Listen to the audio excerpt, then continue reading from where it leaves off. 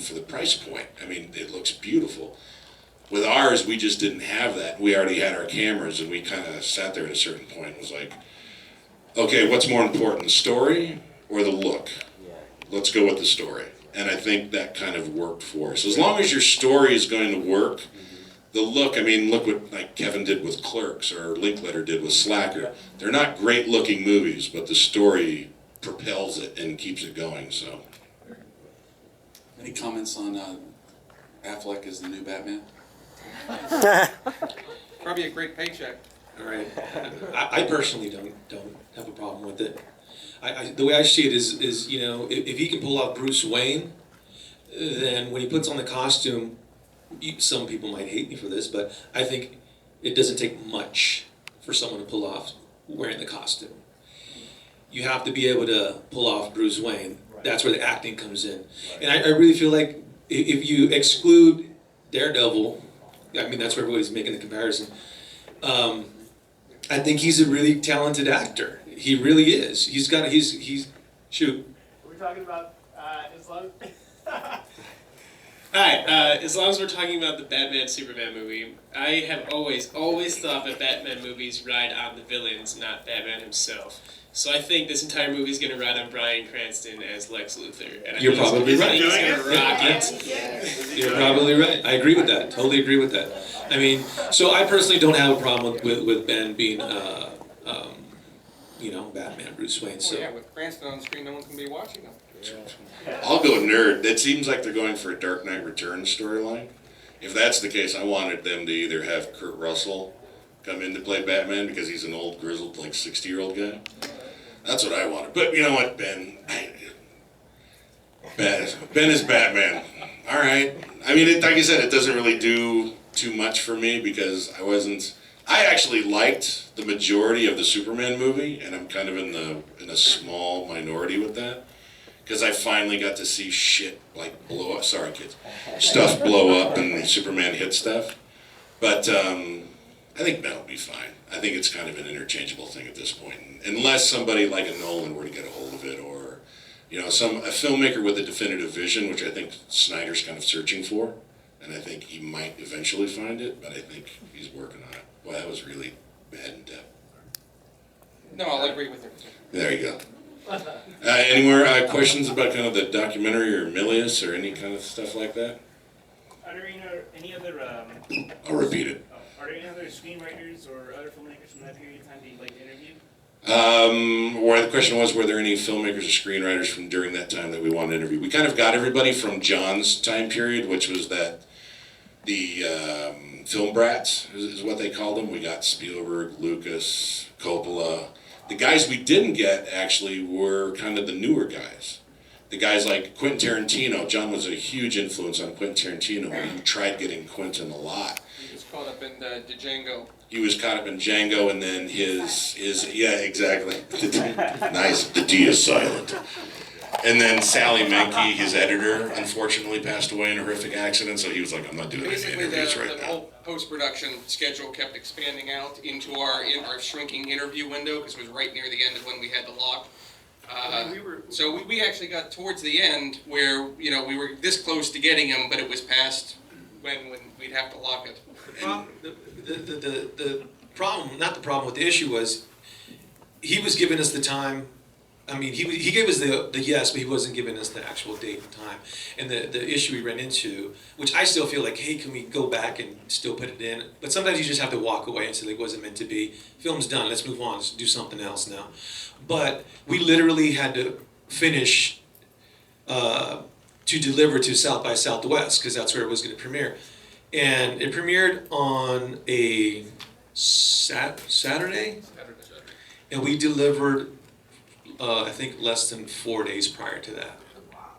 So we were still kind of like doing some mixing, and it still had some issues, but we had to like go, and we were still color correcting, et cetera, and outputs and stuff. So it was kind of a crunch. So we had to just basically go, Tarantino's not going to happen. Let's just walk away from it. We'd love to have, maybe we can get him in there for the following festival or something. It just kind of like didn't happen. So at some point, and if there's other filmmakers in here, you just have to be able to say when to just say I'm done. So who was? I have to walk away from this. Who was our last one? Was it Clint? That was pretty close to I think our last interview was Clint Eastwood. Clint Eastwood, which took a better part of 3 years for him to lock him down. Oh, That was fun. I mean, Ken can probably, because he and I used to go back and forth about who we're going after, but it took us 3 years to get Spielberg. 3 years. 3 years to get Spielberg. I think it was the entire time to get Scorsese. I think it was like 3.5 to get Scorsese. That was the one thing about certain things that happened during the making of the doc. 4 years to get Scorsese. 4 years to get Scorsese. Like, it took a while, and they all were like, it's wonderful. 4 years to get Clint. But then sometimes some people just, we went out to Lucas, and within 3 days, like, yeah, he can do it next week. Like, what? Because it just so happened to be that he was doing the 30th anniversary of The Empire Strikes Back, and he was doing press, and he could fit us in on this day, and he loved John, and he was on that day going to love to talk about anything other than Star Wars. So I was like, all right, great, perfect. We got in the car and drove up to San Francisco. Or Joey did. I was gone. So it's like certain things work, certain things don't, and other people will sit and wait. If you're going to do a documentary with a number of big-time names, you know you're going to wait on their schedule because they don't care about you. They're caring about their projects. That's number one. And number two, it's the thing of, a lot of them are going to sit around and wait and see who else does You're it. looking for the keystone. Yeah, person you who need goes, the okay, two big you ones. Talk to so-and-so, that means this is legitimate. That means I can speak about it, or John is actually behind this thing, and I'm not going to be speaking out of turn. There's a lot of these, not just loyalties, but there's peer pressure. Oh, he talked about it. I can't not be in that thing. And we had already done, like, you know, we interviewed Bob Gale, who was the writer and producer of Back to the Future. We interviewed William Catt, a bunch of these Those are our guys. first two. Those were our first two, and then all of a sudden, Lucas and Schwarzenegger were done within 2 days, and it was like dominoes. It was like, well, if they're doing it, shit, we can do it. Okay, that's fine. Almost took a while. Coppola took a while, and he waited, so. Go ahead. Did this experience cure you of wanting to interview really, really famous, busy people, or is it just so satisfying you want to keep doing it? Did everybody hear that? The question was, did this cure us of wanting to interview big, famous, rich people? It cured me of wanting to schedule it. Yeah, he didn't want to schedule it. No, not really. I mean, it's one of those things where I think for me, it kind of depends on what the story. I love John's story. The big thing with me, I loved hearing all these stories. People always had stories about John, and I kind of collect them when I work with, I don't care if it's grips, gaffers, producers, PAs, everybody's got stories about certain people. And it's not just like, is John Travolta gay? It's all the other stuff, So it's like, yeah, I almost kind of collect these. And John was like a treasure trove of awesome stories. Like, he pulled a gun in an executive. That's crazy. I want to collect those. And those guys usually have those stories, so that's what I like. So it didn't really turn me off. Zach, we got a question back here. Cool. Have you guys ever had a direction of your doc going one way and then in the middle has to go a complete different direction? Watch Milius. You will actually see the point where we're going and it turns.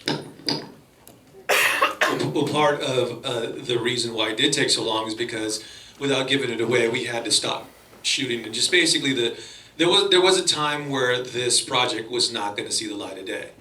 And it was about 6 to 8 months where we kind of just put it on the shelf and just were like, it's not going to happen. I won't tell you why, but you can kind of see. And we had gotten. It's in the doc. I just don't want to give it away. And the thing about the point when this happens is we had already gotten Schwarzenegger, we had gotten Oliver Stone, we have gotten Lucas. There were a lot of big names that we were sitting on when the sea change happened. So, it would have been quite a blow to not proceed. But we were definitely at a point where we weren't going to proceed with it at all. I mean, if you guys stick around and watch the documentary, then you guys can save some of those questions for afterwards, because they make a little more sense to try to explain certain things, or even to talk about more about the documentary. We'll be around. If you guys want to, if you guys have any questions, we're more than happy. We have about 25 minutes for you guys to talk. Oh, awesome. So yeah, if you guys got any questions about it. 14 minutes. 14. So if you have two questions. Yes. So if you have two questions after the show, then we can do that. We'll stick around for the. Now it's 13 minutes. 14 minutes. So We got a question right here. Okay, Sure. sorry, Sure. one more. You guys seem to have a great working dynamic. You all seem to like each other. We lie. What is it like in the editing studio? What truces are made? What negotiations are had? What's it like? You want to take this? I want to see. No. We did this one different. Yeah, we did this one very different, and I'll let Zach kind of roll with this because part of it is just kind of my anal, like, dude, cut that, over the shoulder directing. You cannot do that.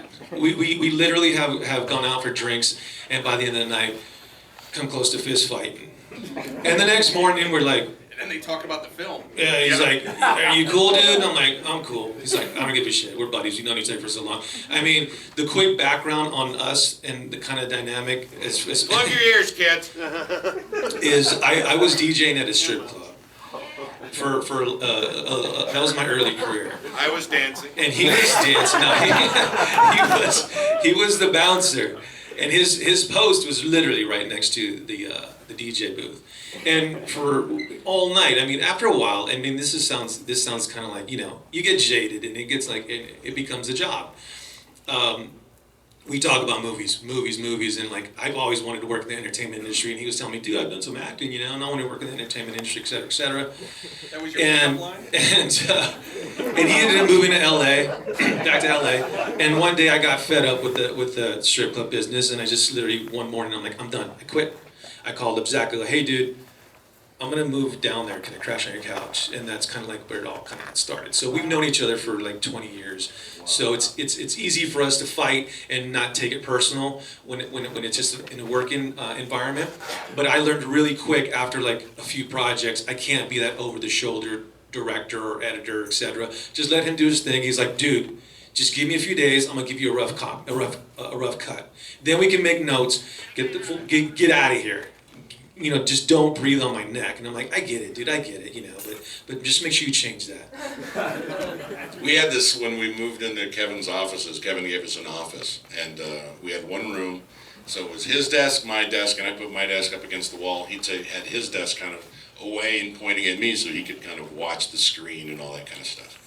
So I'd be there editing and, you know, doing my thing. And, you know, I don't know how many of you guys edit, especially now that it's all digital, not film.